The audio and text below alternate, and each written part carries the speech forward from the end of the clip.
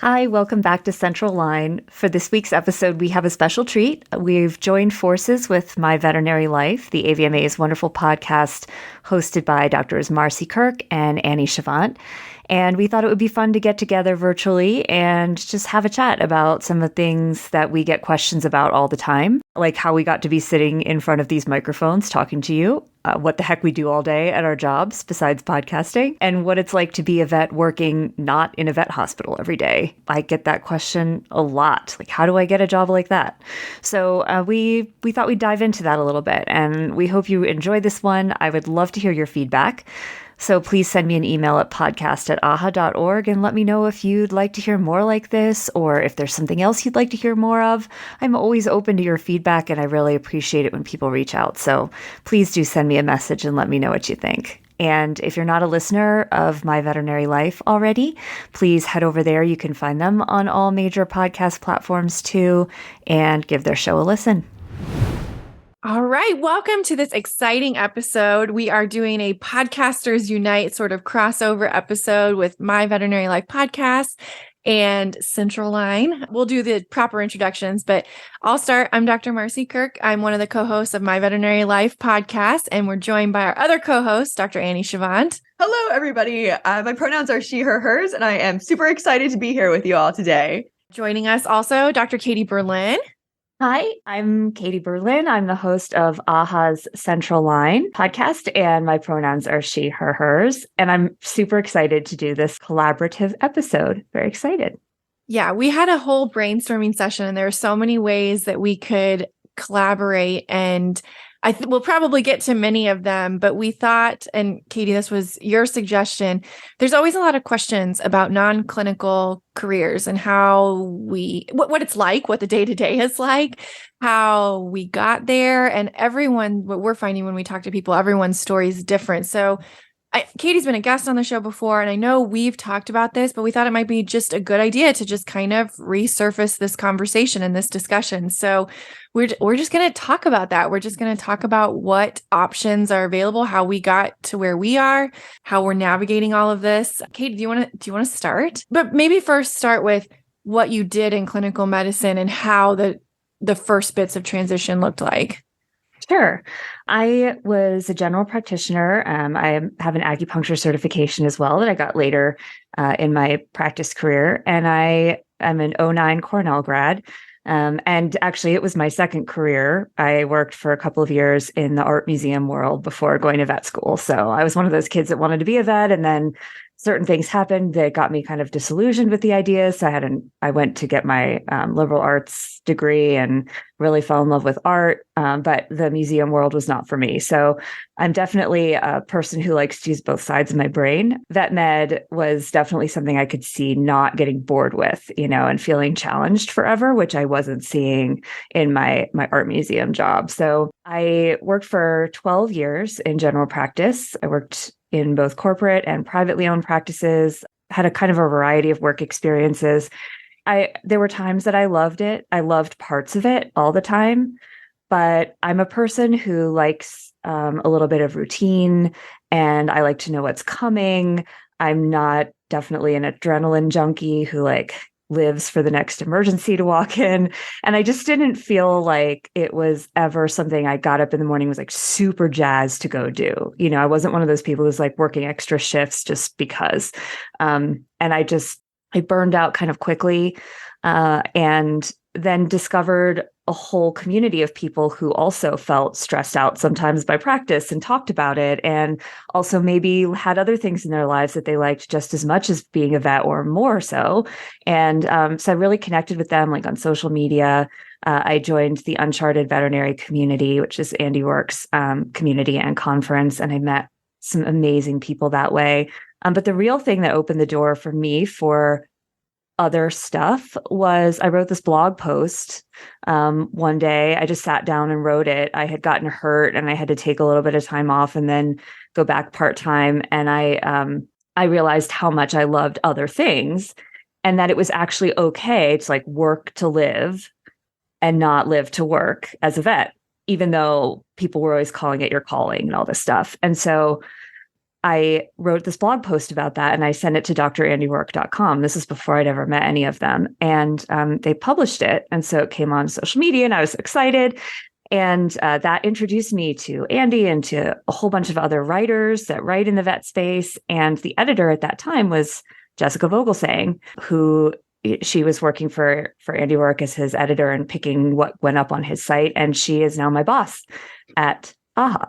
And we just sort of stayed in touch that whole time. So that's the intro version of how I ended up working at AHA and not in a vet hospital. I think that's awesome. Just trying something new and putting it out there and seeing if it fits you too. Yeah. I mean, that's also important because sometimes, I don't know how you guys feel, sometimes the grass always seems greener on the other side. And that might not always be the case. So I appreciate you sharing that. For sure. And there are certain things that I miss a lot about practice, like right now I could pick up a relief shift and I probably will start to do that now that I'm kind of settled, but I miss the schedule, the regular schedule. Even though I like routine, it doesn't necessarily have to be like a 8 to 5 routine. And I miss having my weekday off and my, being able to go to the gym at 10 o'clock on a Monday morning because I don't start until noon. I miss stuff like that. Now I kind of am working the same office schedule as a lot of other people in an office, but I work more hours now than I ever did as a vet, except for maybe my first couple of years out. And I'm so much happier. I missed the patients and the client interactions, and maybe we'll go around and talk about how we found our jobs and what that transition looked like, and then we'll talk about what our days look like. That's the most. I don't know about you guys. The most common question, what do you do? So what do you do all day? And I'm I don't know how to explain that. So Annie, how did you find your job? And what did the transition to AVMA look like for you? Yeah. So prior to AVMA, I've mentioned on the podcast before, so I was in equine private practice. So I did an equine sports medicine focused internship in Virginia for a year, and then came up to Maryland and joined a single doctor practice. So first associate in a single doctor practice for 3 years. And I'm with you, Katie. There are parts that I loved. I loved practicing medicine. I loved the clients. I loved the patients. Don't even get me started about horses. I'll just take up the entire podcast. I liked the kind of flow and dynamic of practice too, getting in your truck and being out in the elements and the physical nature of equine practice. But there were a couple things that made me start looking for other opportunities. So not necessarily the one that I'm in. That one, well, we'll get to that part of the story, but there were things. So one of the things that I was having a hard time with was I was kind of missing the people of veterinary medicine, I would say. And I couldn't put my finger on it for a while, but being in the truck all day with just my tech or a tech and maybe one student, I missed collaborating with other veterinarians, and I missed vet students and that kind of mentoring relationship and just the energy that you get when you meet somebody else who's really excited about something else in vet med. And so I knew I had that from my internship where there were multiple doctors in the practice and we had a clinic and we were kind of collaborating all the time. And so there was that. And then, and to be perfectly transparent, the on-call in a small ambulatory practice was difficult for me long term.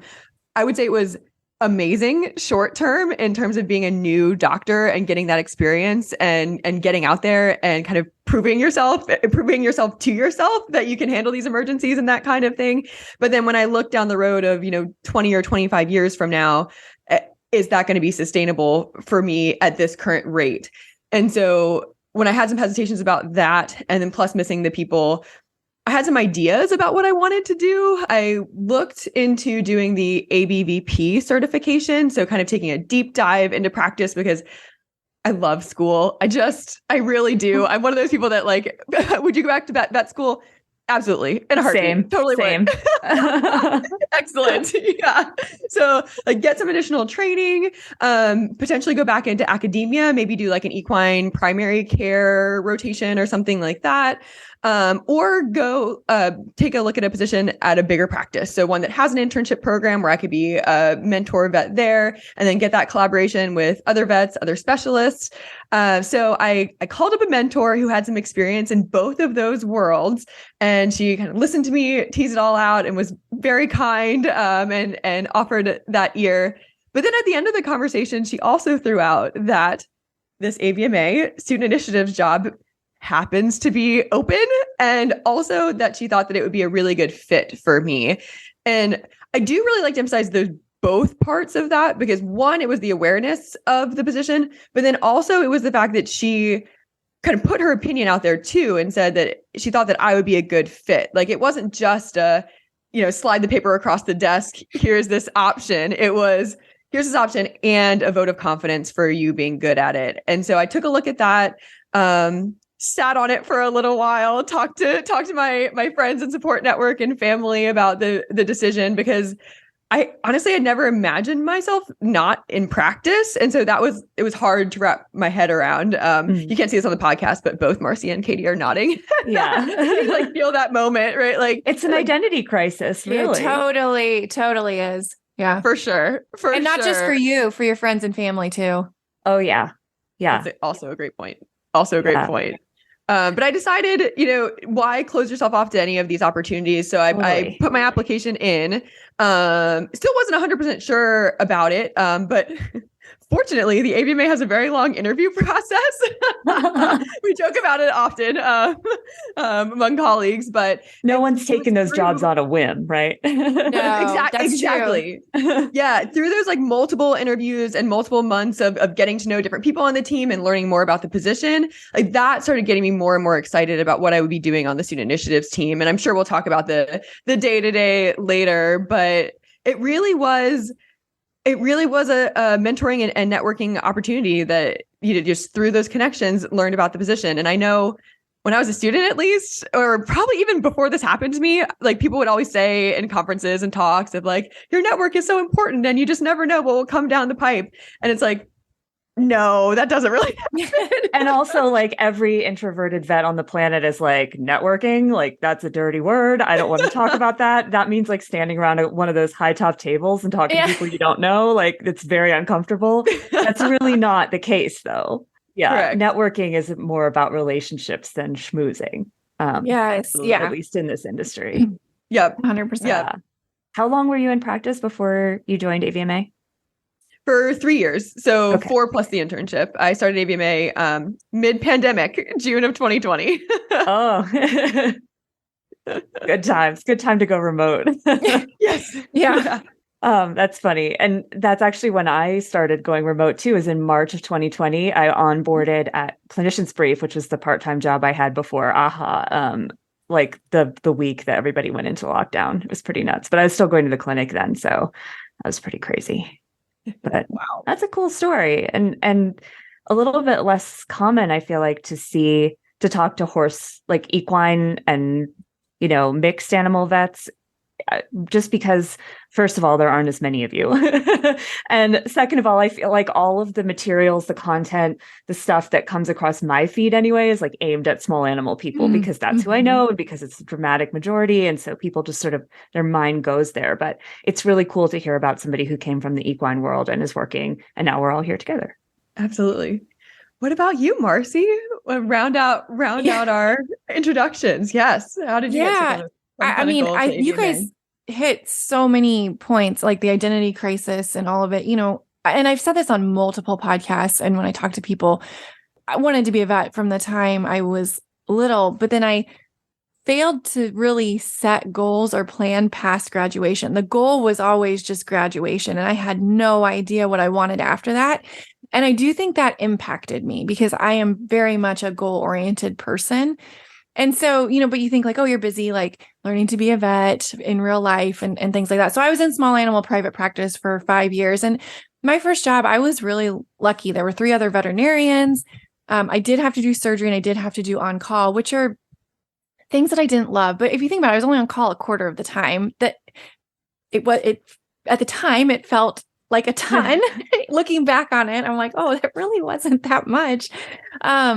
but the surgeries are what got me really down, because I love talking and collaborating, and in surgery, I felt totally isolated, even though there's someone monitoring the patient and things like that. I just didn't feel like I had the time to think things through as much as I would have liked. So surgery was never, and I knew that in vet school. So then I took trying to kind of navigate all of this, I took another job that had no on-call and no surgery. And so I was like, this'll fix it. Like this'll be the thing, and in between there, I had actually applied to the first AVMA student initiatives role and did not even get a phone interview, which was the right call. So it's really funny to look back on that now, though. So I was maybe 2.5 or I think at that point you needed 2 or 3 years of experience. I can't remember. And so like I met the minimum. And so moved on to this new clinic in a new location. It was like a fresh start. It was really nice. It was in Champaign-Urbana, which was where my husband and I went to school, and like we loved it. And that was really fun. So all that was good, but still wasn't hitting at work as much as I wanted to. Like was still feeling stressed, but for different reasons. And so actually my network of friends, we were always looking, like, just always having a pulse on things. And one of my friends sent me an industry position that she had seen. She's like, this sounds like something you'd be interested in. So I went through the entire interview process for this industry position. It was going to require a relocation. And I did get offered the position, but it was like right when we were kind of settling into this new clinic, to this new house.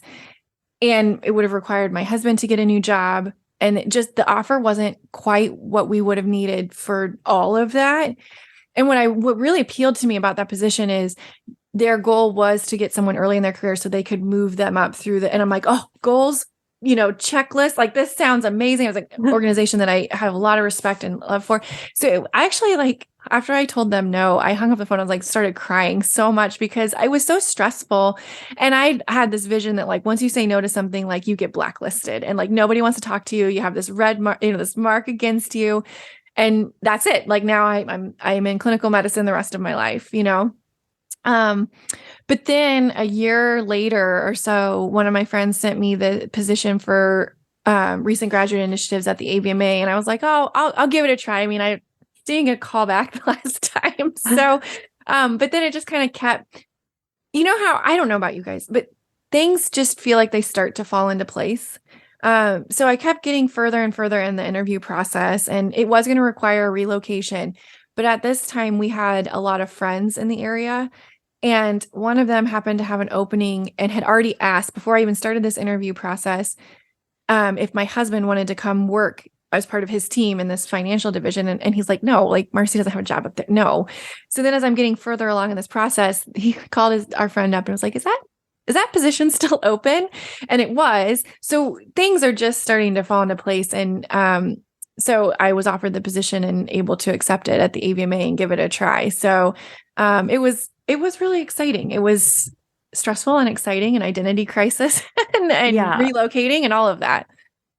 I love that you, kind of had the guts to go for a job at the place that hadn't even given you a call when you applied the first time, because a lot of us are so like goal oriented. Like you said, we like to check things off on a list and like move up and do the things. And, we don't handle rejection well. And so it's like, if somebody rejects us one time, we're like, what? They're dead to me, but I love that you gave it another chance and said, well, I'm a different person now. I'm in a different place now. And maybe it'll work out. And then things started to line up. And I love that too. That is such a great feeling. And I will say, actually, the episode that's coming out, well, we're recording this a little early, but it's coming out in February. It's with Dr. Kim Farina. And she makes such a good point. She says it very bluntly, but she said, like, people don't care about you. And she's like, I don't mean that in a bad way, but right. That job application was the center of my world for a very long time, but not a blip. Like people probably do not remember that I applied for that first job, right? So like it probably didn't even occur to them that I applied for a second job. And if it did, I mean, it could show, again, different person, different skill set, different role. So I talk to people all the time that are interested in coming to work for the AVMA, and they're like, I've applied before. And I'm like, I would just apply again. Like, yeah. You've learned more. They've learned more. Like you never know what's going to happen. And it so much of it depends too on who's out there looking at that time, like, we talk a lot about how there are so many other things you can do besides clinical practice. And that is true. And I want to say this before I forget it, which is that the knowledge and experience and just like general awareness of issues in the veterinary space that you have, anybody listening, that you have from being just in a vet clinic, in a truck, driving to a farm, these things from being in vet school and talking to your vet friends and your technician friends, these are things that you cannot buy. So this experience is something that you should never undervalue. And so if you want to go and do something besides clinical practice or dabble and see if there's something out there for you, and you're like, but I'm not qualified. If you've been working in veterinary medicine, you have a qualification that people will pay money to have on their team, part-time, full-time, it depends on the job. But like people who can write or speak or be on a call and talk to sponsors or teammates or marketing people who don't have a clue how to market to veterinary teams will absolutely value your input and want you there. So I just wanted to say that because I know I didn't feel qualified for any of this when I started to think about leaving practice. I was like, what qualification? I can write. I'm a liberal arts major. Like that has to count for something. But a lot of people can write, and you cannot undervalue the fact that you understand a language that most people do not understand, but that you must speak in order to market effectively or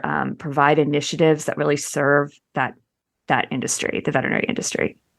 Katie, I'm glad you brought that up because we become an echo chamber because we hang out with a lot of veterinary people and they're all very smart, speak the same language that we do as far as medical terms and things. And we forget that there is a subset of the population outside of this that does not have the knowledge of these inner workings of the veterinary field and medical field. I was watching a show on Netflix. I think it was called From Scratch. And there was a medical issue going on. And like watching them navigate that, I was thinking to myself, if I was in that situation, I would know what questions to ask. I would know what was going on. So already it's 10 times less scary.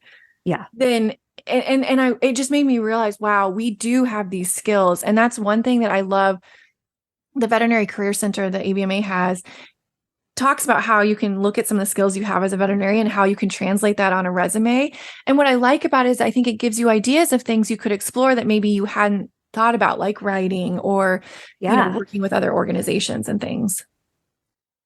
Yeah, totally.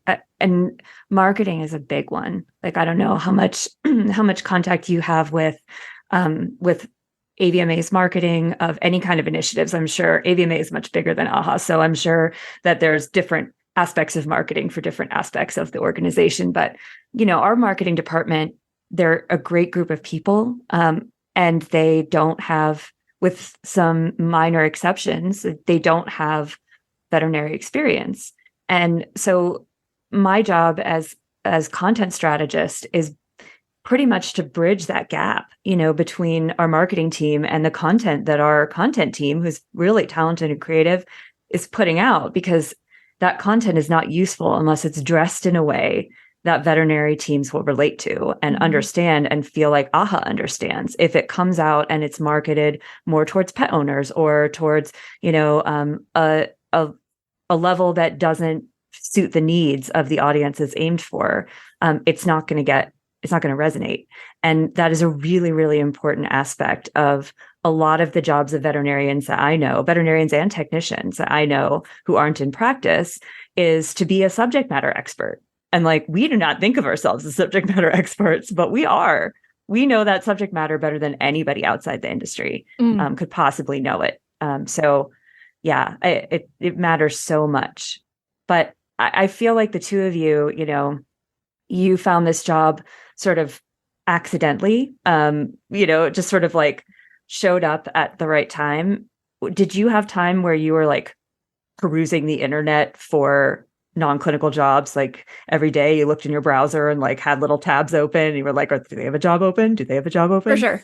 Yeah. 100%. Yeah. Like that was one of my, I would say ineffective, but mechanisms I tried to use for coping with stress, was I would just search the job boards and say like, well, what is out there? And then if nothing sounded appealing, I'm like, well, this is, so you stay, and jokingly, I would go to lunch with one of my colleagues. And if it was a really stressful day, we would, say like, what could we do outside of the profession that like we could do effectively? Like, and this is, I don't want this to sound like I'm minimizing anything, but I was like, man, I could go like stock some shelves. I would love to organize some shelves, like, and just like see something that's work all at the messy. Container store. Right? Like see something that's messy and fix it. Like, because I think that's what I was struggling with too, is, how many cases do we actually get to fix? And the answer is a lot more than I actually think, but you don't get to see it, right? They don't usually call back if it's fixed. So you see a lot of rechecks. I felt like that. So there was just times where I was thinking like, I'm not fixing the things. And of course there's, conditions that aren't going to be fixed that are going to be managed instead. So just a mind shift. But there were times where that was something I would do regularly, was check the veterinary career center and put on, I liked the filters. That was nice. But some of the bigger companies, like that have parent companies. So I think of like, if like Colgate, there's a subsidiary of that, or Mars, there's a subsidiary, like they have their own job boards, and I'm going to be honest with you, I think they're challenging to navigate. And maybe it's because I'm so familiar with the AVMA ones, and I was before I started working here, but it was always challenging. One of my friends just had a knack for it. And that's how I, got connected with that industry opening. But that's where your network comes in. So if you start to know people that work at those places, they can help kind of ping you when those things come up. For sure. Yeah. So Annie, since you kind of stumbled upon this job, I'm assuming you didn't go through the phase where you had like a bunch of tabs open and you were checking for industry jobs all the time, just hoping that you'll find something. That would be a correct assumption. Yes. So I did not peruse the job search boards. I would say I was still looking, but I would say it was more like conversationally. So I was talking to people who I knew in the different areas that I thought that I might want to be in. So in academia, in these larger private practices, even in industry too, just trying to keep my options open. But I never quite got to the job board section. So there's lots of ways to pursue your career search if you've kind of identified those if you've identified the things that you're looking for and the things that you may be trying to minimize. I think there's once you've got that, there's lots of ways to find what you're looking for. And like, I also want to stress too that, if you hadn't gotten the AVMA job, somebody gave it to you and said, hey, I think you would be right for this. I think it would be a good fit. That's not a guarantee that you're going to get the job. But as you progress through the interview process, you kind of got attached to the idea, right? And so if you had not gotten it in the end, that probably would have started a process for you. Would that be correct? Like of saying, okay, well, if that's not the job, then what would be right for me?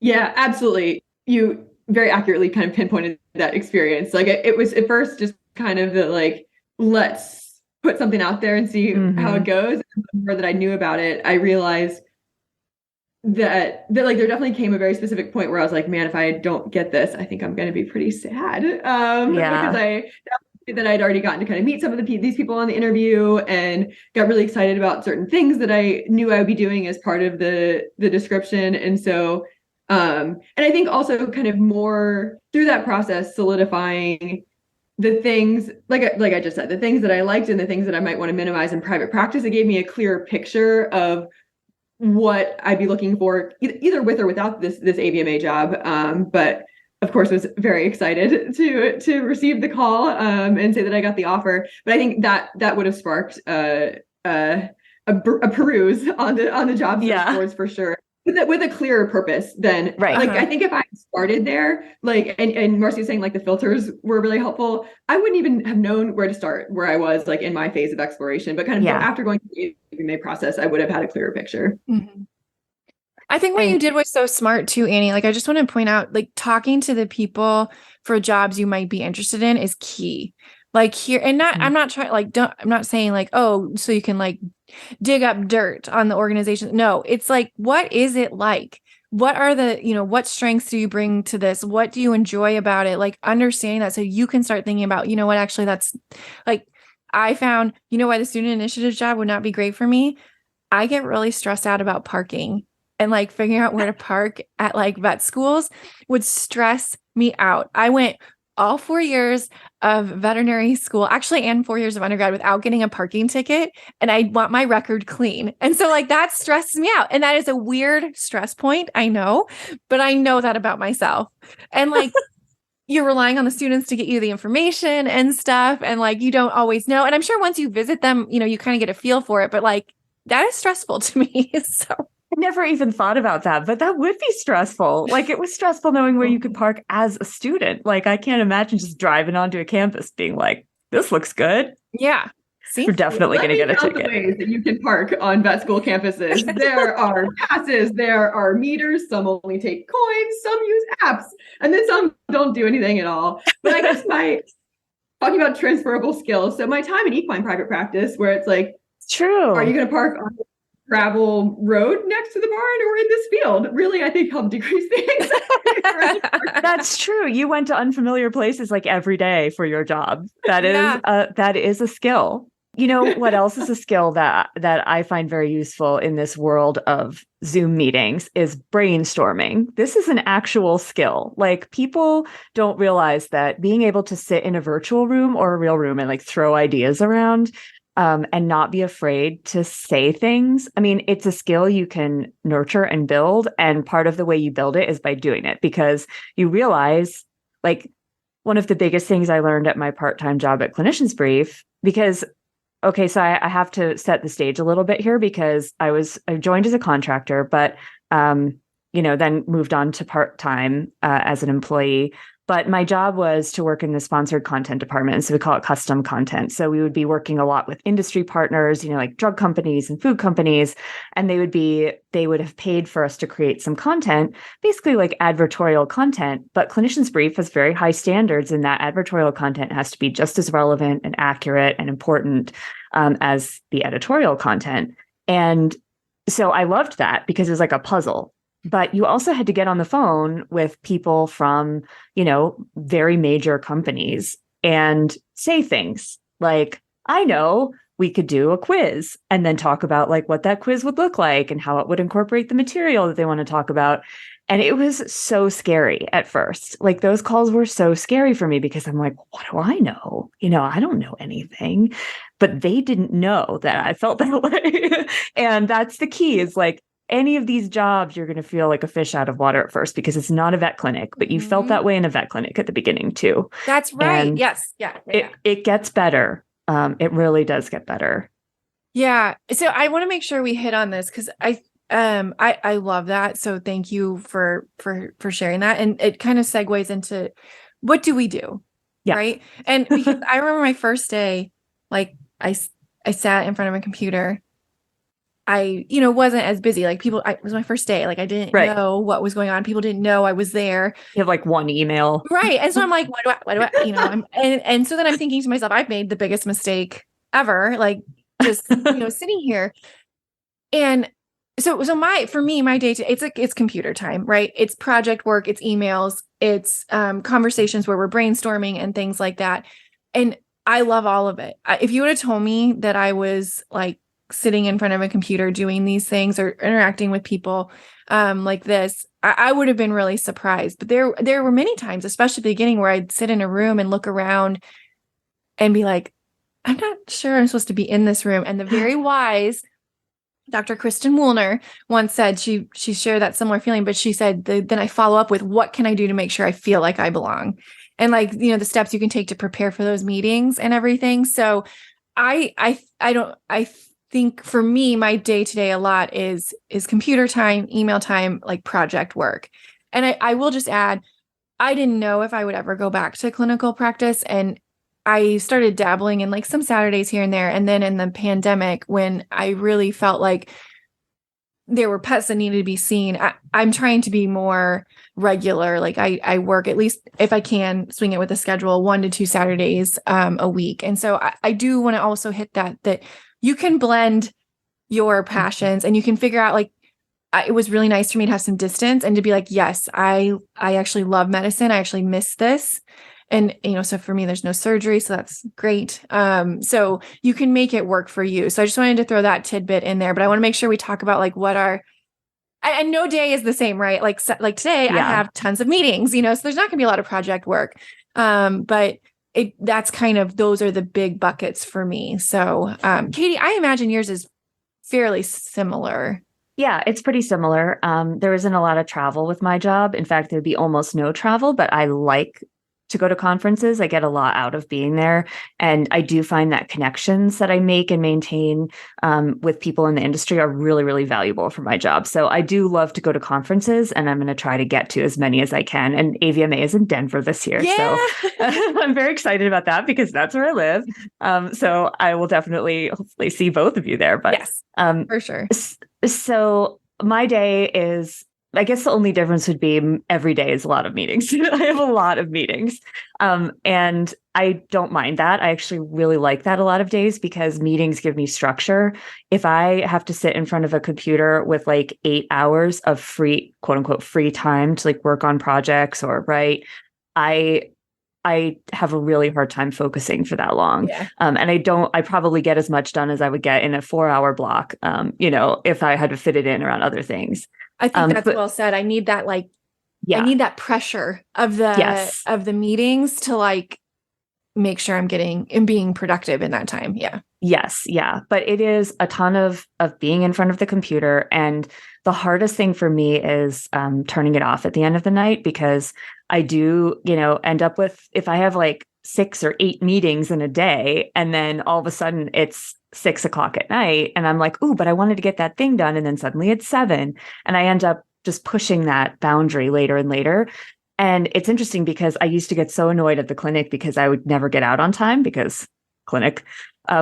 And I would get so resentful about it. And I don't get resentful here because it's stuff that I'm doing because I want to and have a hard time stopping working. And I think that doesn't necessarily mean it's healthy all the time, but I also am just really, really grateful to be in a position where I have to make myself stop working because I know it's good for me to stop, not because I just can't wait to be done at the end of the day. I'm excited to go to work every day.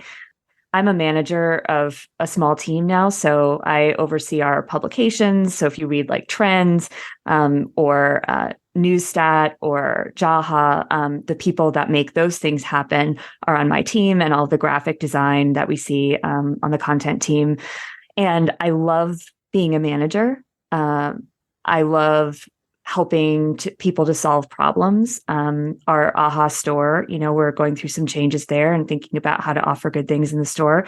And that's part of my team as well. And I love that because it's problem solving in a different way. And it's this one-on-one communication versus sort of like big picture thinking.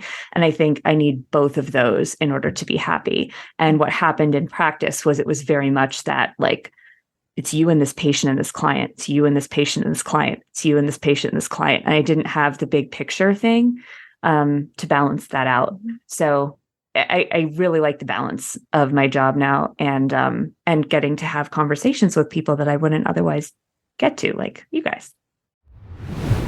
Hey, VetMed. I'm Jessica Sewell, and I'm a credentialed technician. We have a big problem.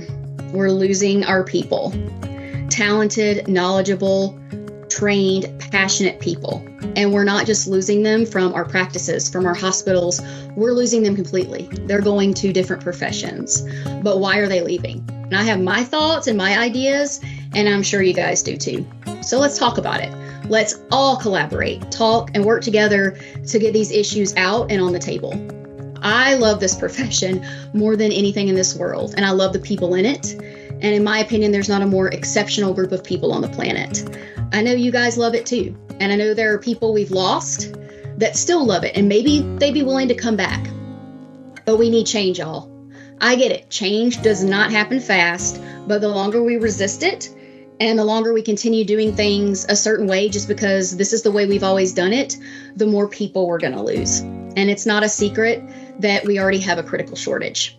But what if we all work together to make change? All of us, veterinarians, veterinary technicians, veterinary assistants, CSRs, practice managers, everyone. What if we all dedicated the same effort to helping our people and helping each other as we dedicate to taking care of our patients and their humans every single day? The Veterinary Visionary Storytelling event starts on February 14th. Talk about what made you fall in love with veterinary medicine. What made you fall out of love with it? Why are you still in this profession? What's keeping you from leaving? Are you even thinking about leaving? Let's talk about it, VetMed. You can learn more at veterinaryvisionaries.org. I really want to hit on something you said, though, because I think it's very important. There is a definite truth to, that 4:50 appointment coming in that's sick, it's one thing whenever you feel forced to do it. I mean, like, we all want to help the pets, right? I don't want this to sound like we're ungrateful for that appointment. Yeah. But there's a difference between if someone asked you if they can put that on your schedule and you say yes, or it being, on there. And maybe that's the only time the person can. I'm not trying to don't want to make this a bad connotation, but there are some nights where you need to get off on time. Right. Yeah.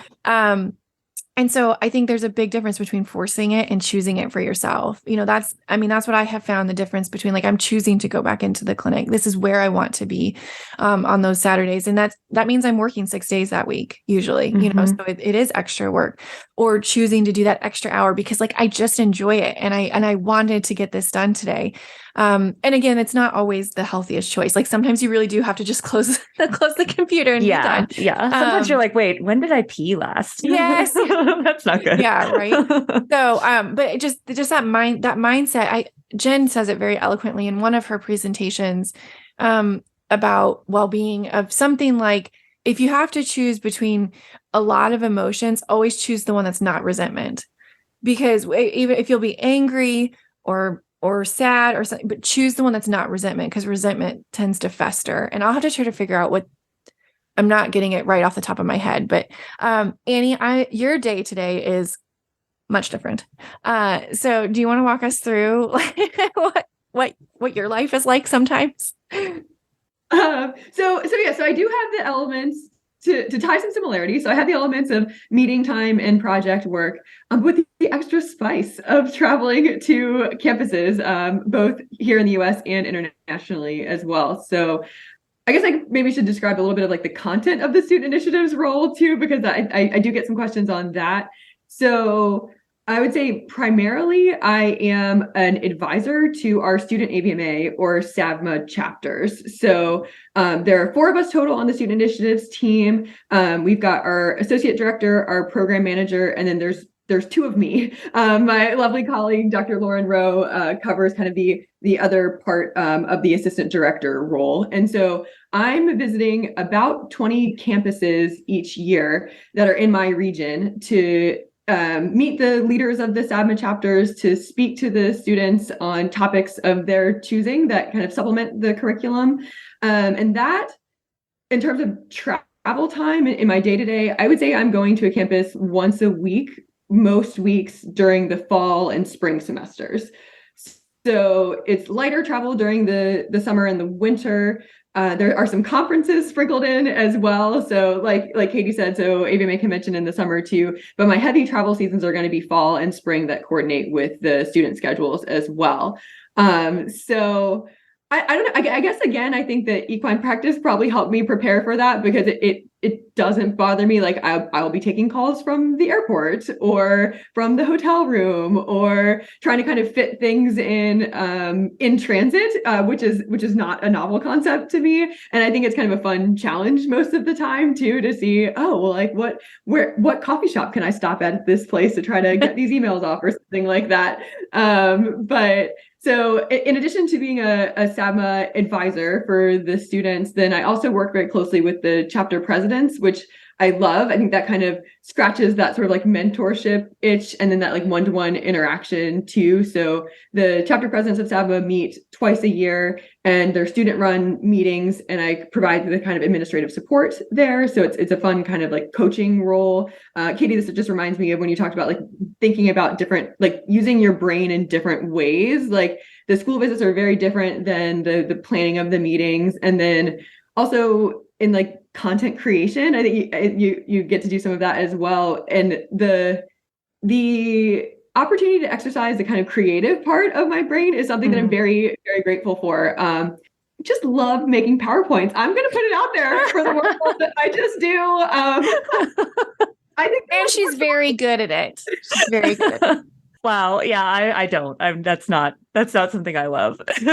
I recognize that I'm not the majority, but I feel like it's kind of like that translation thing. It's like a communication challenge for me of like, how can I get this content in the way that's most well received by the audience, and like maybe put some nice colors and pictures in there too. Like, so being able to exercise all those different parts of my brain keeps me energized and kind of keeps me on my toes. And so I really like that variety in my schedule as well.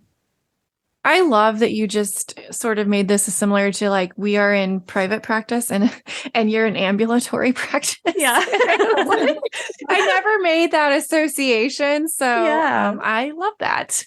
Yeah. Because a lot of the jobs that are outside a clinic are still very travel heavy, like professional services veterinarians and industry and field specialists and stuff like that. I mean, they're traveling all the time. And that's cool too. Like some people really love that. And I don't think that I would do well with that because like I said, I like routine. Every day is different, but I'm pretty sure I know where I'm going to be on a given day. And then travel's like this fun little spice to sprinkle on it, like a few times a year versus a lot. I like that balance myself, but it sounds like it is a really good fit for you. And somehow your mentor knew that, when when that piece of paper slid across the table to you with the endorsement that it would be potentially a really good fit. And you're right. Like that confidence that somebody you respect has that you would be able to do this job and would like it and be good at it goes a long, long way. And I can say, having a mentor say, I have heard about this job that's available, do you want me to put you in touch? And think to ask me, think to say, I think Katie might like that. And then call me up and say, I feel like this might be a good fit for you. That means so much to me. And I hope that I can pay that forward now, because that was life-changing twice, I guess. It was life-changing for me. And I also want to clear some, like two things that I would like to clear up, because I get these questions a lot. Or I should say, I hear the questions implied a fair bit.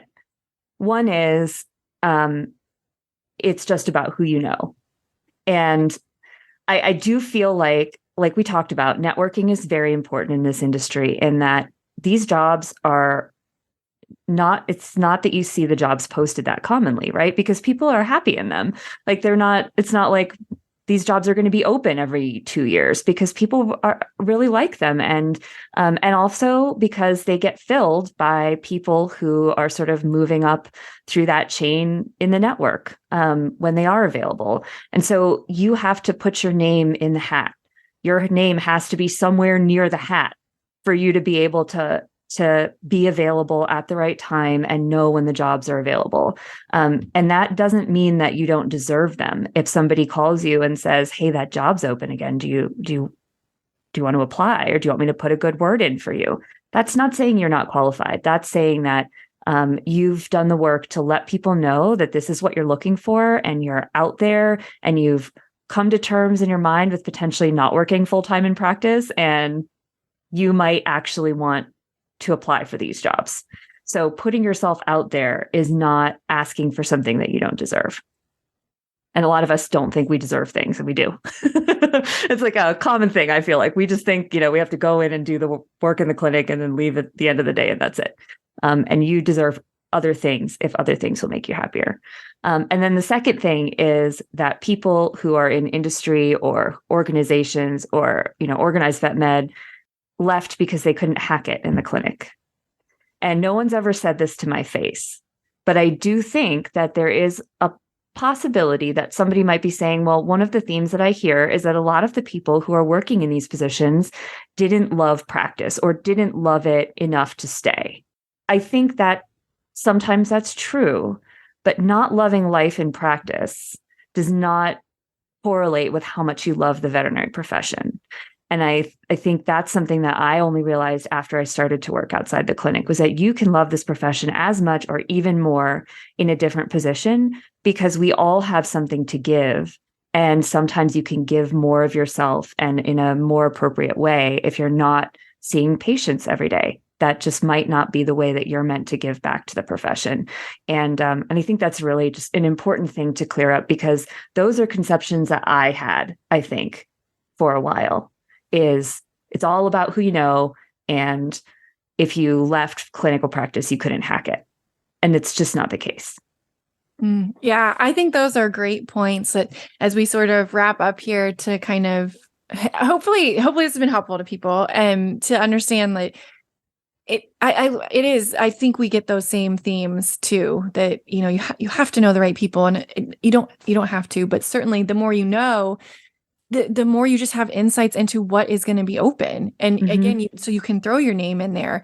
And if you don't find the right fit the first time, just keep trying. And because you learn more about yourself each time too. Exactly.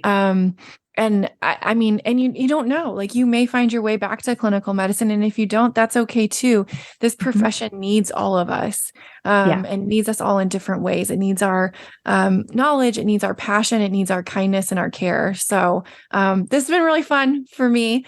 And I really enjoyed chatting with all of you. So thank you both so much for being so open with your stories and time. Thank you. This has been super fun. And I love hearing about how other people got to be behind the Zoom screen where I'm looking at them, because we all have such variable stories. And I just love that. It brings a whole new dimension to vet med for me. For sure. Thanks for listening to today's episode of Central Line, the AHA podcast. If you love what you hear, please take a moment to leave us a rating and review. For more resources to help you simplify your journey towards excellence in veterinary medicine, we invite you to visit AHA.org. That's AAHA.org.